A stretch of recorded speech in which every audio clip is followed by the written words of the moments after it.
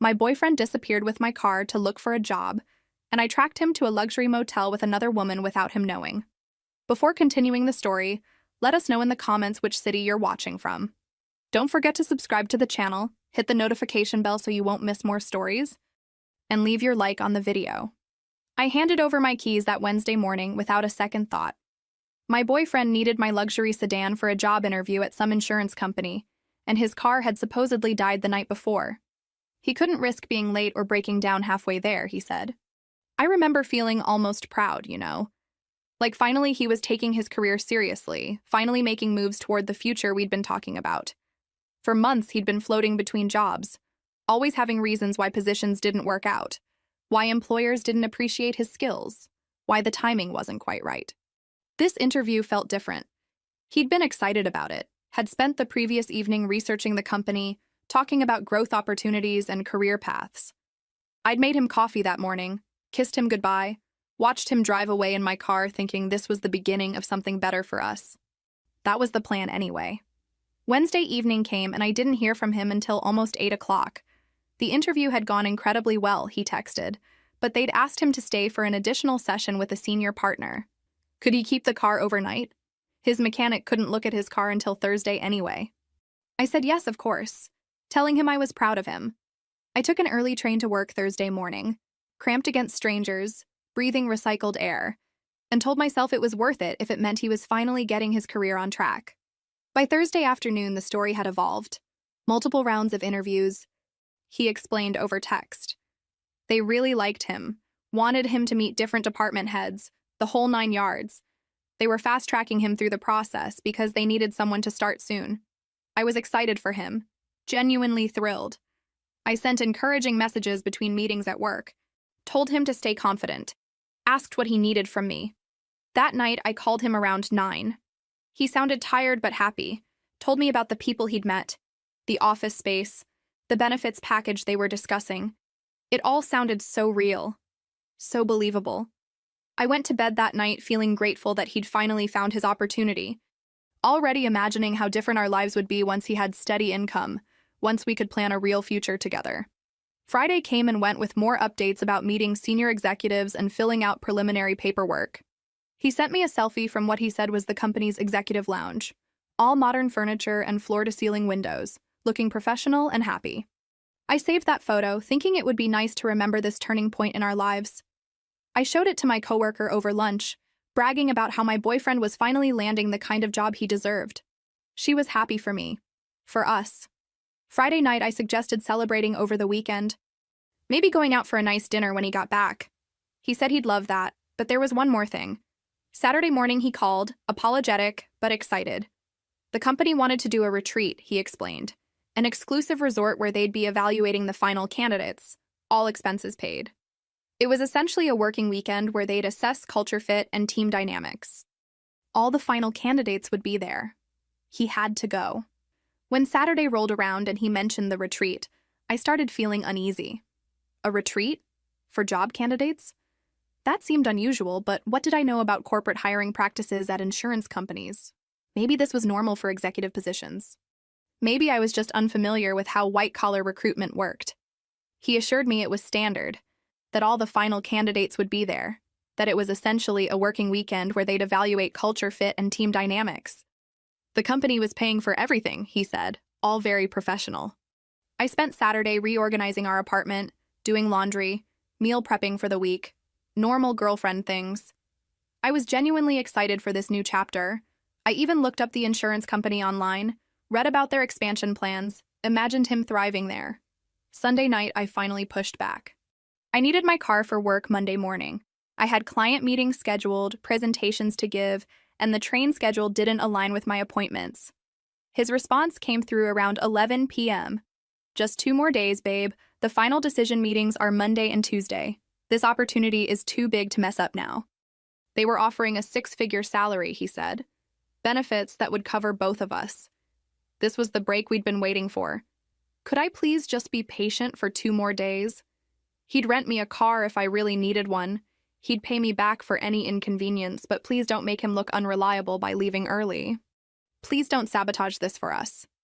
That last line stung, like I was the problem, Like asking for my own car back after a week was sabotage. But I pushed the feeling down. Maybe I was being unreasonable. Maybe I needed to be more flexible, more understanding. This was important to him. To us. Okay, I texted back. But I really need it Wednesday morning. No exceptions. Thank you, baby. I love you so much. This is going to change everything for us. I couldn't sleep that night. Something felt wrong, but I couldn't name it.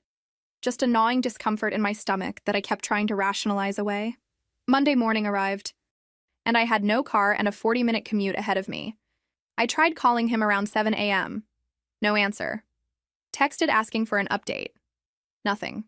By 8 o'clock, I'd missed my usual departure time and was scrambling to figure out alternatives. The train would make me late for my 9:30 meeting. A rideshare would cost $40 each way. I called in sick to work, something I never do, citing a family emergency that technically wasn't a lie if you counted my own mental state as family-related. I sat in my apartment staring at my phone, that uncomfortable feeling from Sunday night growing into something sharper, harder to ignore. That's when I remembered the GPS tracker.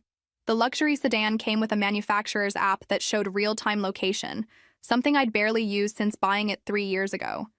I'd set it up when I first got the car, played around with the features for a few days, then forgotten it existed.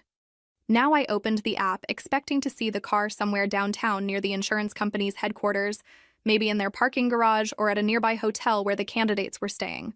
Ocean View Grand Resort, 3 hours away. Parked there since Friday afternoon according to the location history. The name triggered something in my memory. Ocean View. Ocean View. Where had I heard that recently? I opened social media, scrolling back through the past few days, and there it was. A woman he'd mentioned occasionally, someone he'd gone to college with, someone he claimed was just an old friend. Her stories from the weekend showed infinity pools, expensive cocktails with little umbrellas, sunset dinners with candlelight and ocean views, all tagged at Ocean View Grand Resort. My hands started shaking as I scrolled through her posts. Most were generic vacation shots, the kind everyone posts. But then I found it. A photo from Saturday morning, posted to her close friends list that somehow I was still part of. A keychain sitting on white marble, bathed in morning light streaming through floor-to-ceiling windows. The caption read, "Best boyfriend in the world surprised me with this romantic getaway." The keychain was leather, burgundy, with brass hardware. I'd had those exact initials engraved on it myself 2 years ago. My initials. My keychain. My car keys. I sat there for probably 20 minutes just staring at that photo, zooming in and out like the details might change if I looked at them differently. They didn't. The engraving was clear as day, as there was no job interview. There never had been. I called my dad. My hands were shaking so hard I could barely hold the phone. "Hey, honey, what's—" "Dad," my voice cracked. "Dad, I need help." "What happened? Are you hurt?" "No, He lied. About everything. The job interview, all of it. He's at a resort with another woman. Right now, driving my car." Silence on the other end. Not the awkward kind. The processing kind. "Where are you?" "Home. I don't know what to do." "Do you know where this resort is?" "Yes, 3 hours away. Ocean View." "Okay, listen to me. Take my truck. Keys are in the same place. Go get your car." "Dad, I don't think I should." "Yes, you should. Go see for yourself. Know the truth. Then come stay with us tonight. Your mom and I will be here." "What if I'm wrong? What if there's an explanation? Then he can explain it to your face. But honey, I don't think you're wrong." That was all I needed to hear. The drive to Ocean View took exactly 3 hours and 14 minutes. I know because I watched every minute tick by on the dashboard clock, my mind oscillating between rage and heartbreak and disbelief. My phone kept buzzing with messages from him. Updates about the final interviews, excitement about the job offer that was definitely coming. Each notification made me feel sicker. Around the 2-hour mark, he called. I almost didn't answer, but I wanted to hear him lie one more time. "Hey, babe, just finishing up here. They're making their final decision tonight.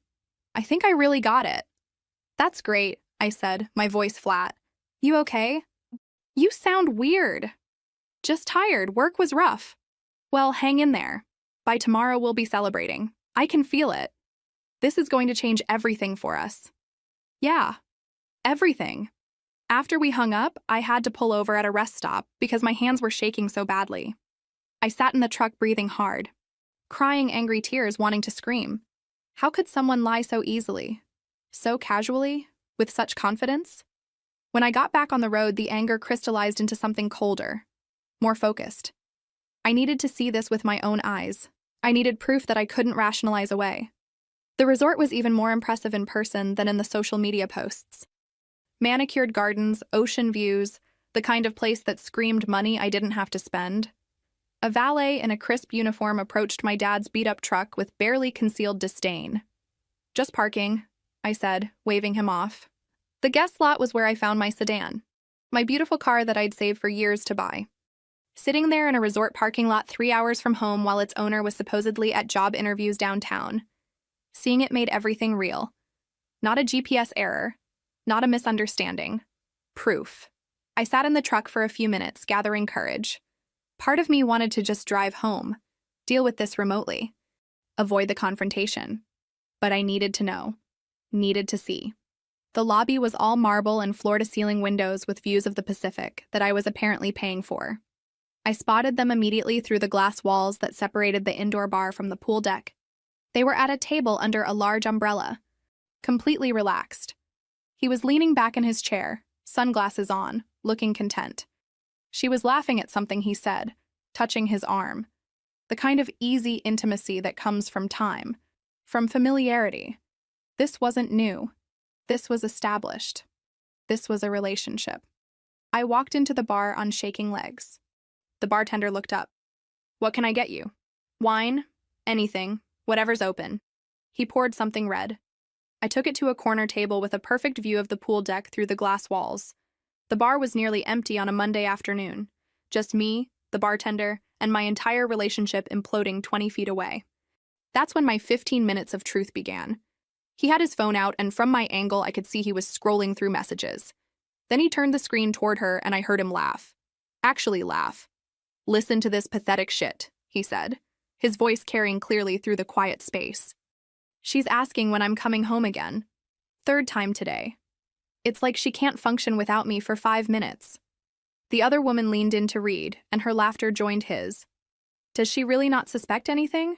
You've been gone for almost a week. She's too desperate to question anything. I could tell her I'm interviewing to be an astronaut, and she'd believe it if I said it with enough confidence." He swiped to another message, and I watched his face light up with cruel amusement. "Check this out. I told her I need to see a therapist about my commitment issues, and she sent me a list of 15 therapists that take my insurance. With reviews and specialties and everything. Typed it all out herself. That's kind of sad, actually. That's kind of useful, actually. She'd give me her organs if I asked nicely enough. Watch this." He started typing on his phone, and 30 seconds later, mine vibrated in my purse. I pulled it out with hands that had gone completely numb. The message read, "Emergency at the retreat. They need a deposit for next week's orientation, and my card got declined. Can you send $500 to my account? I'm so embarrassed. They're waiting, and I don't want to look unreliable." I sat there staring at the message while listening to him say, "Give it like 5 minutes. She'll send it without even asking a question." The other woman looked impressed. "You're terrible. What else have you gotten away with?" What followed was 15 minutes of the most detailed confession I've ever heard. He talked about using my rewards points to book flights, transferring miles from my account using my login information that he'd saved when I let him use my laptop. He mentioned charging dinners to my credit card when I was working late, buying clothes at stores I'd never been to, filling up on gas while I was out of town. The other woman asked if I ever noticed. And he said, "She's too busy trying to make me happy to pay attention to details. Plus, I'm smart about it. Small amounts, spread out over time, nothing that would trigger an alert or make her suspicious. What if she figures it out? She won't. And if she does, I'll just tell her it was for us. For our future, she'll rationalize it somehow. That's what she does. She rationalizes everything because facing the truth would mean admitting she wasted 2 years on someone who thinks she's a walking ATM." The other woman raised her glass. "To stupid people with money." He clinked his glass against hers. "To being too smart to be one of them." I had my phone under the bar the entire time, recording every word. 15 minutes and 42 seconds of crystal clear audio, every confession, every laugh, every casual admission of fraud and manipulation. When they finally got up to head back inside, probably to their room that I'd unknowingly paid for, I left cash on the bar and walked out. The drive home felt different than the drive there. The rage was still present, but it had crystallized into something colder, sharper, more focused. I had evidence now. Not suspicions, not theories, not paranoia. Evidence. Tuesday became my day of methodical preparation. I called in sick to work again, and this time I meant it. I was sick with anger and betrayal and something else I couldn't quite name. Determination, maybe. I spent the entire day gathering documents, bank statements going back 10 months, credit card bills, receipts I'd saved, gas station charges, restaurant bills, movie tickets, online purchases. I spread everything across my dining table in chronological order, and patterns emerged that I'd overlooked before. Dinner at an expensive steakhouse on a Tuesday night in March when I'd been working until 9 p.m. He'd come home full and happy, said he'd grabbed fast food. 2 movie tickets charged to my card on a Wednesday afternoon in April when I'd been at a conference 2 states away. He'd told me he spent that day applying for jobs online. Charges at a men's clothing store I'd never visited. Gas purchases showing my card being used when I knew exactly where my physical card had been. In my wallet. With me, hours away. It wasn't just the money. It was the systematic nature of it. The planning. The casual way he'd woven lies into everyday conversation, creating an entire false narrative while draining my accounts behind my back. I even drove past his apartment complex that afternoon and saw his car parked there. Perfectly fine, no mechanical issues. The broken car had been just another lie in a tower of lies. Wednesday night, he came home around 8 p.m., all smiles and energy, still driving my sedan. He'd gotten the job, he announced. They'd called that afternoon with an offer, wanted him to start the following Monday. Amazing salary, incredible benefits, everything we'd been hoping for. He wanted to celebrate at his favorite steakhouse. Ironic, considering how many times he'd already celebrated there on my dime without telling me. Actually, we need to talk, I said. Can you sit down? His face changed. That's the only way to describe it. Like a mask slipping just for a second before he rearranged his features into concerned confusion. What's wrong? You look upset. Just sit down, please. He sat across from me at the dining table, and his eyes moved across the documents I'd laid out. Every receipt, every statement, every charge. 10 months of financial evidence organized into neat piles with dates and amounts highlighted. What is all this? This is every time you've used my cards without permission. Every charge I didn't make. Every transaction that didn't make sense. 10 months of theft. Adding up to $4,867. He started to speak and I held up my hand. Let me finish. Initially, I thought maybe I was wrong. Maybe these were legitimate expenses we'd discussed and I'd forgotten. Maybe I was being paranoid. I pulled out my phone and set it on the table between us.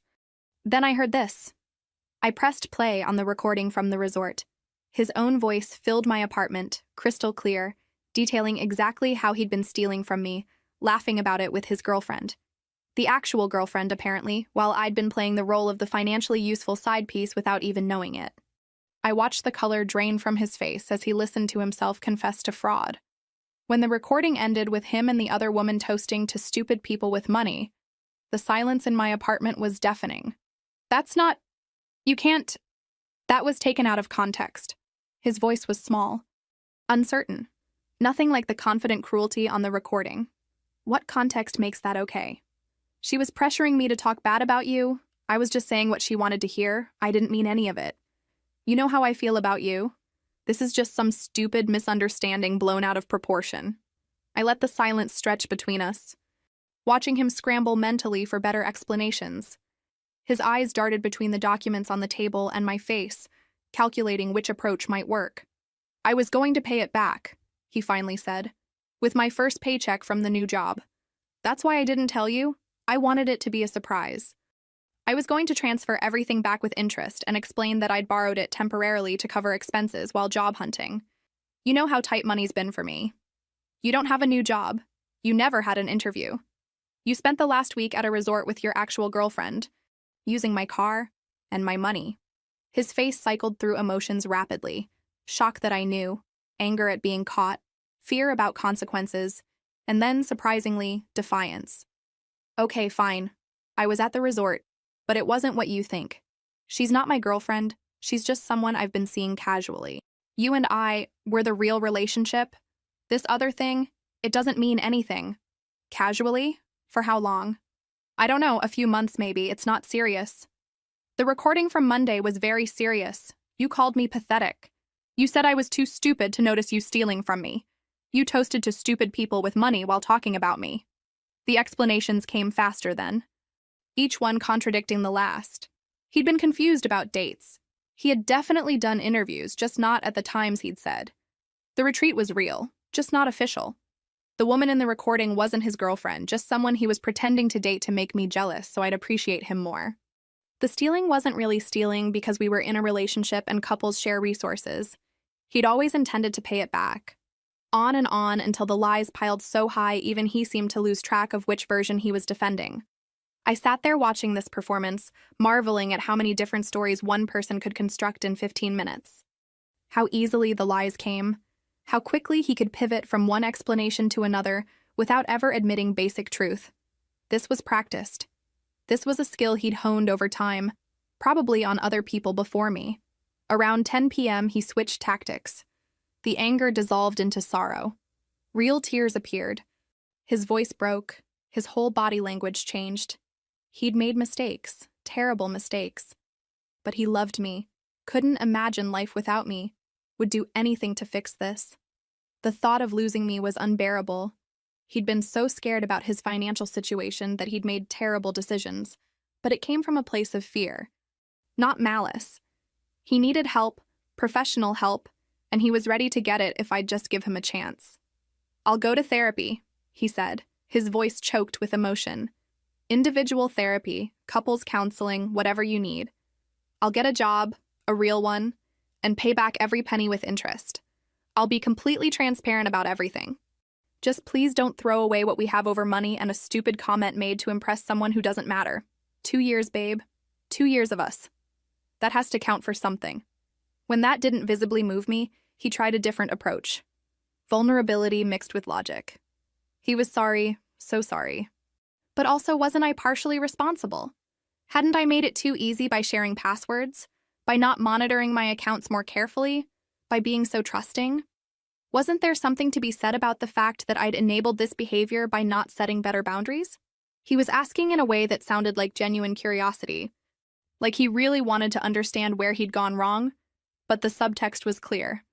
You helped create this situation. By midnight, when vulnerability and logic hadn't worked, he pivoted again. How dare I track his location like some kind of stalker? How dare I record him without consent? That was probably illegal. I could get in trouble for that. How dare I not trust him enough to communicate my concerns before jumping to conclusions? I was controlling, paranoid, clearly had serious issues with abandonment and trust that I needed to address in therapy. Had I considered that maybe this whole situation was a reflection of my own insecurities? That maybe if I'd been more confident in the relationship, more secure in myself, none of this would have happened? "You're gaslighting me," I said quietly. "You're literally trying to make me think I'm the problem here. I'm trying to have an honest conversation about the dynamics in this relationship. But you're so focused on being the victim that you can't see your own role in this." The argument escalated from there, his voice getting louder, my responses getting shorter and colder. He paced the apartment, gesticulating wildly, spinning elaborate theories about relationship psychology and trust issues, and how modern couples navigate financial boundaries.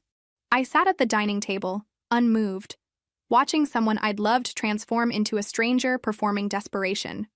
Around 2 in the morning, exhausted from hours of cycling through excuses, he finally dropped the pretense. His shoulders slumped, his voice went flat, and he looked at me with something approaching honesty for the first time all night. "Fine. You want the truth? I did use your cards. I did spend your money. You know why? Because you were so desperate for someone to love you that you made it easy. You think I'm the bad guy here? Look at yourself. You gave me your passwords, your card numbers, your complete trust without me earning any of it. You were so grateful that someone was paying attention to you that you didn't ask questions, didn't set boundaries, didn't protect yourself. This is as much your fault as mine." The words hung in the air between us, sharp and clear and finally honest. "Give me my car keys. We'll talk about the car tomorrow when everyone's calmer." Give me my car keys right now. Or I'm calling the police. He actually laughed, a sound completely devoid of humor. And tell them what? That your boyfriend borrowed your car? That you gave him permission and now you changed your mind? That's not a crime. No, but fraud is. Identity theft is. Stealing credit card information is. Want to see if they agree with your interpretation? His laughter stopped. The mask dropped completely, and what I saw underneath was ugly. Pure calculation. He was weighing options, considering consequences, deciding how much damage he could do on his way out. He reached into his pocket, pulled out my keychain, the one with my initials engraved in the leather, and threw it on the table hard enough that it skidded across the surface and onto the floor with a metallic clink. Then he started gathering his things, throwing clothes into a bag with aggressive movements designed to intimidate. "You're going to regret this," he said from the doorway, holding my actual car keys in his hand, the ones with the electronic fob. The keychain he'd thrown had been a decoy, old keys that didn't matter. When you're alone and miserable, remember that you did this to yourself. Remember that you destroyed the best thing that ever happened to you over some money and your own paranoia. He left at 5 in the morning, slamming the door hard enough to wake my neighbors.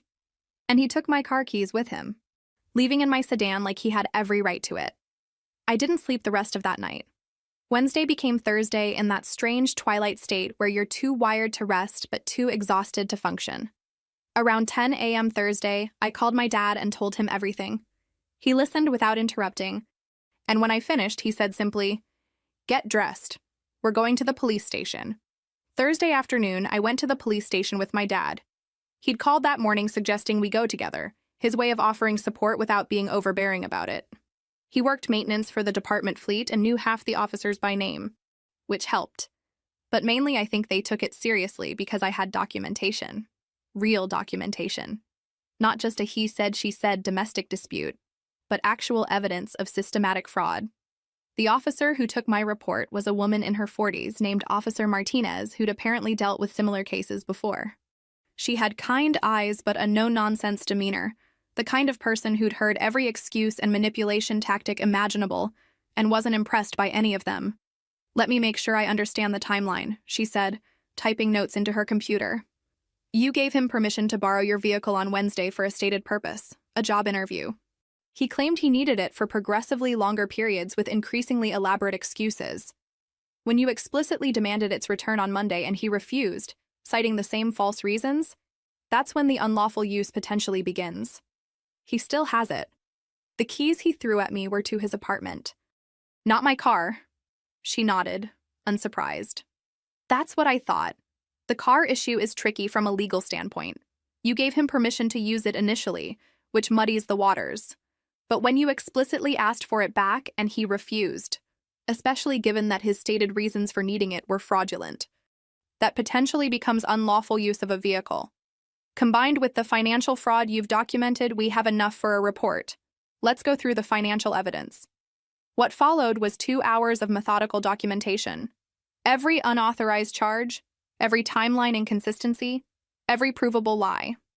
Officer Martinez asked detailed questions about each transaction, about when I'd discovered it, about what explanations he'd given, if any. She made copies of all my documents, labeled and organized them by category: restaurant charges, gas purchases, online transactions, cash withdrawals. When we got to the recording from the resort, she listened to the entire 15 minutes and 42 seconds without interruption, her expression growing progressively grimmer. When his voice came through describing me as too stupid to notice the theft, she shook her head slightly. "This is damning," she said when it finished. "This isn't someone who made an impulsive mistake. This is calculated, premeditated fraud. The fact that he's discussing techniques for avoiding detection, bragging about specific methods of stealing from you, that shows clear intent and planning. What happens next? We file the report officially. I'm going to forward this to our Financial Crimes Division because the scope of the fraud goes beyond simple unauthorized use. The credit card information in his wallet. You said you saw written numbers? The detective who called me this morning mentioned they found papers with my card numbers written on them during a search. That changes everything. That transforms this from a domestic dispute about money into evidence of identity theft and fraud. Those papers prove this wasn't casual or impulsive. He literally wrote down your financial information to use without your knowledge or consent. That's a felony. My dad, who'd been sitting quietly next to me the entire time, spoke up. What kind of timeline are we looking at for charges? Given the evidence, I'd expect movement within 48 to 72 hours. We'll need to locate him first, obviously, but the documented refusal to return the vehicle gives us grounds for immediate action. If he continues to possess the vehicle after being formally notified to return it, we can escalate to theft charges. She walked me through the rest of the process, explaining what would happen next, what I should expect, what my rights were as the victim. The word victim felt strange. I'd spent 2 years thinking of myself as his girlfriend, his partner, his support system. Reframing the entire relationship as victimization required a mental shift I wasn't quite ready to make yet. By the time we finished, it was nearly 7 p.m. My dad took me to dinner at a quiet diner where we didn't have to talk much. When he finally spoke, his voice was quiet but firm. You did the right thing coming here. I keep wondering if I should have just let it go. Moved on. He stole from you for a year. He planned it. That's not something you let go. He paid the check and dropped me off with a simple, call if you need anything. No lecture, no judgment, just support. The days that followed were a blur of waiting and second-guessing. Work felt impossible to focus on. Every time my phone rang, my heart would jump. Was it the police? Was it him? Was it his family? 3 weeks later, Detective Harrison called. We found him, and we found something else. When I got to the station, he laid out photographs on his desk. Small slips of paper covered in handwriting. My credit card numbers, all 3 of them. Security codes. Expiration dates. Even my online banking password. These were in his wallet, behind his driver's license. He was carrying your financial information on him. I stared at the photos, feeling sick. He wrote them down. This changes everything. This isn't a boyfriend who made bad choices. This is someone who planned to defraud you. Over the next several weeks, they dug deeper. His phone revealed photos of my actual credit cards taken while I slept, screenshots of my accounts, text messages with the other woman going back over a year, discussing their relationship and his plans to find someone with money. The worst discovery came from messages dated months before we even met. Him and her planning it all, discussing how to find someone vulnerable, how long he could maintain the lie, how much he could take before I'd notice. You weren't his girlfriend, Detective Harrison said when he showed me the messages. You were the target from day one. I sat in that police station office and felt something inside me break in a way I hadn't expected. Not heartbreak. That had already happened. This was different. This was the death of the story I'd been telling myself about who I was, about my judgment, about my worth. I need to see them, I said quietly. The messages. You don't have to. I need to see them. He pulled up the text thread on his computer and turned the screen toward me. Message after message between him and her, dated 2 months before he and I ever met. Planning, strategizing, shopping for a mark. Her. Found anyone promising? Him. Few possibilities. There's this girl at the coffee shop who always pays for everyone's drinks. Seems lonely. Always alone with her laptop. Her. Financial situation? Him. Works in tech. Nice car. Lives alone in a good area. No ring, no obvious boyfriend from what I can tell. Checks all the boxes. That coffee shop was where we'd randomly met, where he'd accidentally spilled his coffee and I'd laughed and offered to buy him another. Our cute meet story, our beginning, it had all been planned. I went home that day and threw up. Then I called my best friend. Hey, I was just thinking about, he targeted me. My voice didn't sound like my own. From the beginning. Before he even talked to me. He chose me because I looked vulnerable and had money. What? Slow down. What happened? I told her everything. The resort, the recording, the police investigation, the messages planning it all. She listened without interrupting, and when I finished, I heard her crying. I'm so sorry, I'm so sorry, I should have said something. Said what? I didn't like him, I never liked him. But you seemed happy, so I kept my mouth shut. I should have told you my gut was screaming that something was off. It wouldn't have mattered. I wouldn't have listened. Can I come over? Not tonight. I need to be alone. But the alone was crushing. I sat in my apartment looking at everything through new eyes. The couch where we'd watched movies. Had he ever actually enjoyed any of them, or was it all performance? The kitchen where I'd made him dinner countless times. Had he ever appreciated it, or just seen it as further proof I was an easy mark? the bed where we'd slept together. Had he ever felt anything real, or was it just part of the job? I called my mom the next day. "Honey, your dad told me some of what's happening. How are you?" I started crying, couldn't stop. She waited. "Mom, how did I not see it? How was I so stupid?" "You weren't stupid. You were human. You trusted someone you cared about. That's not stupidity. That's how relationships are supposed to work. But the signs, hindsight isn't evidence of failure. You didn't see the signs because people who do this are good at hiding them. That's their skill. That's how they get away with it." I feel like such an idiot. I know, but you're not. You're someone who got targeted by someone who does this professionally. It's not your fault. I wanted to believe her. But sitting in my apartment, surrounded by the remnants of a fake relationship, it was hard not to feel complicit in my own con. The arraignment happened months later. He pleaded not guilty, claimed everything was a misunderstanding. His family couldn't make bail, so he stayed in custody. That's when they started calling me. His mother, his sister, numbers I didn't recognize. I ignored most of them until one afternoon his mother and sister just showed up at a coffee shop near my apartment. "We need to talk," his mother said, looking exhausted. I should have walked away, but I was curious what they'd say. His mother did most of the talking at first. How shocked they were. How he'd never done anything like this before. How they wanted to make it right. Then the sister cut to the chase.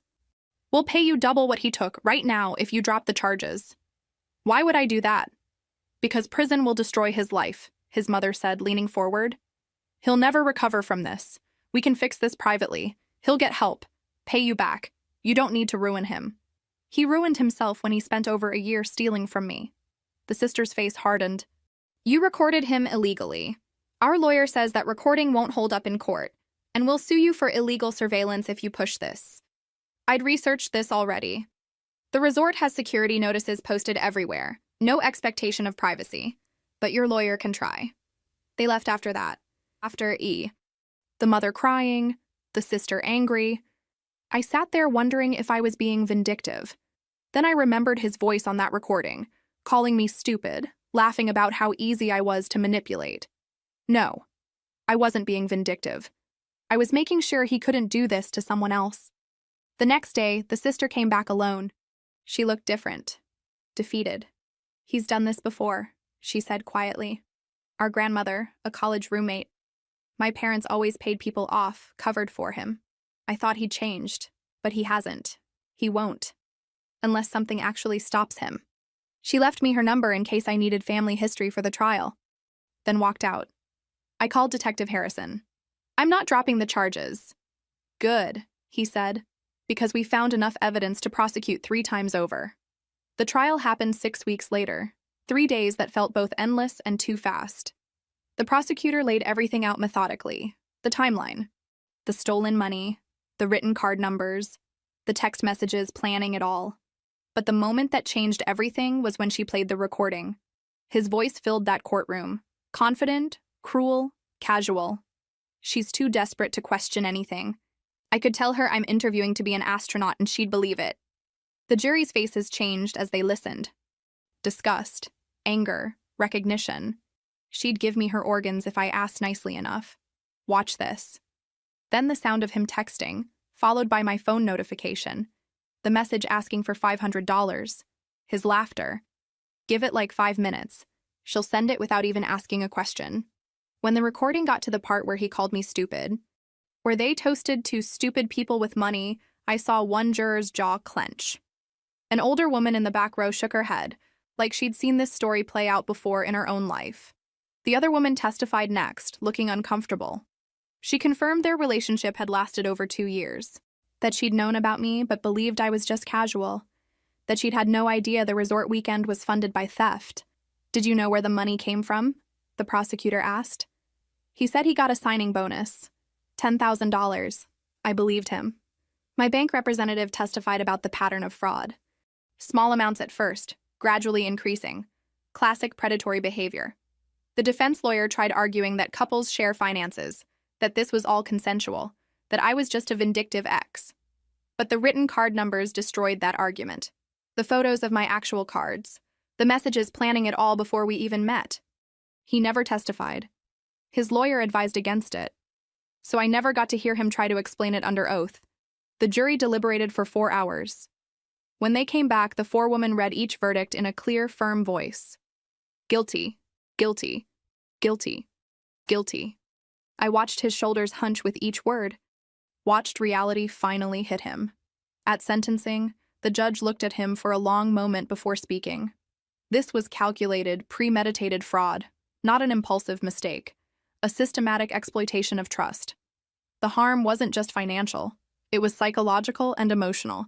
This court takes these matters seriously. 2 years in prison. Eligible for parole after 8 months. Full restitution with interest. 5 years probation, permanent no-contact order. He stood there as she read the sentence, his face blank.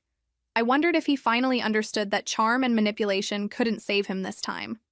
After the sentencing, I expected to feel relief or closure. Instead, I mostly felt tired. Empty.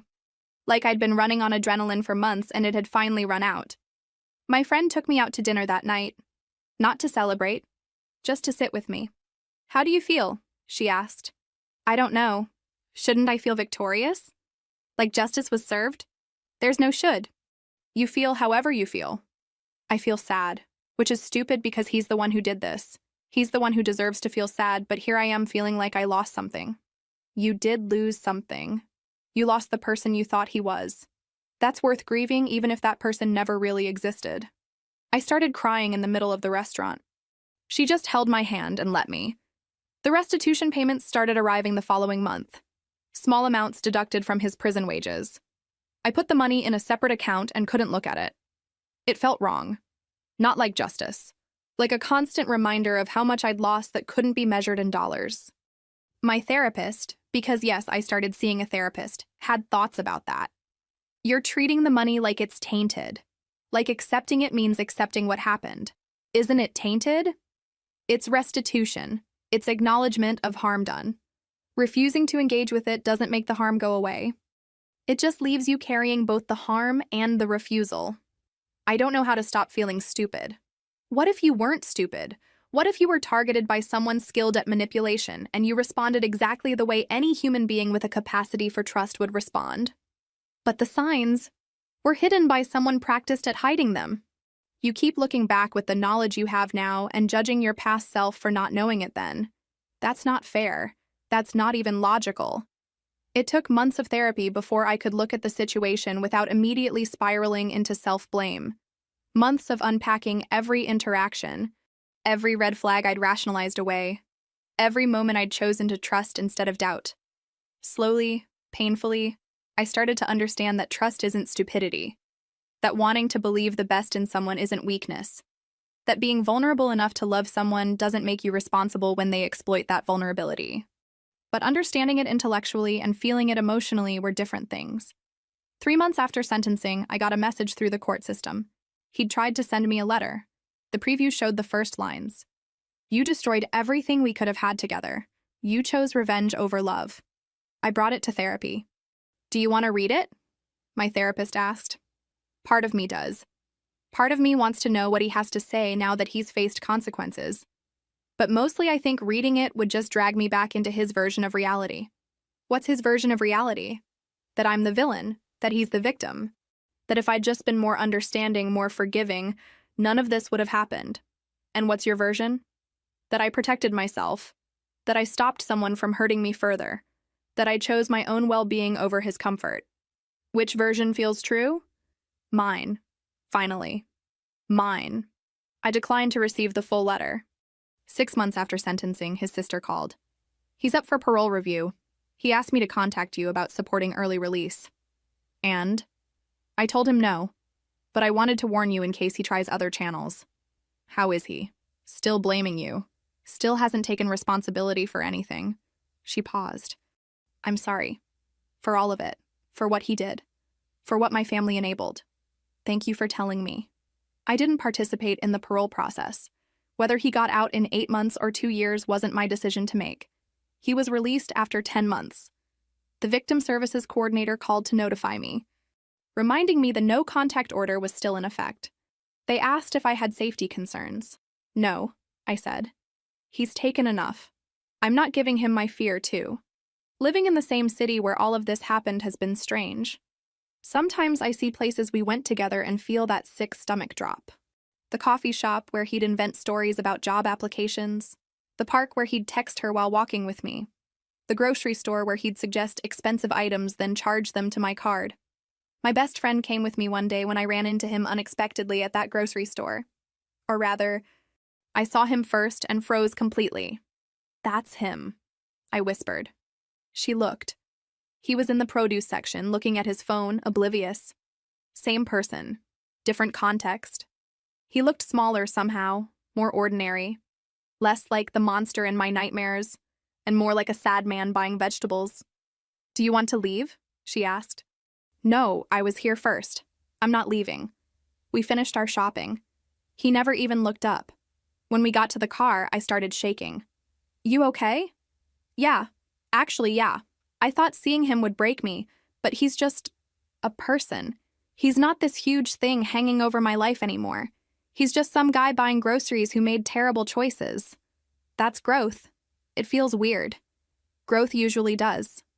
But mostly I don't think about it anymore. Not every day anyway. I've started dating again, cautiously. I went on a first date about 8 months after the trial ended. Nice guy, met through friends.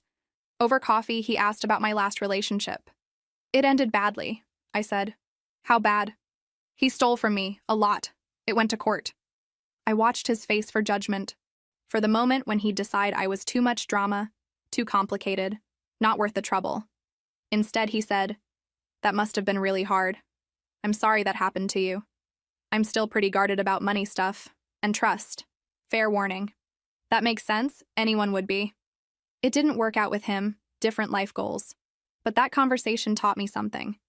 The right person wouldn't make me feel damaged for having boundaries, wouldn't call my caution paranoia, wouldn't mistake self-protection for lack of faith.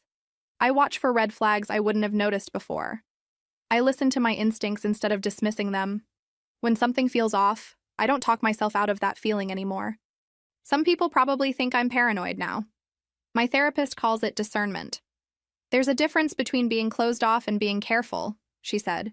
"You're learning to be careful. That's healthy.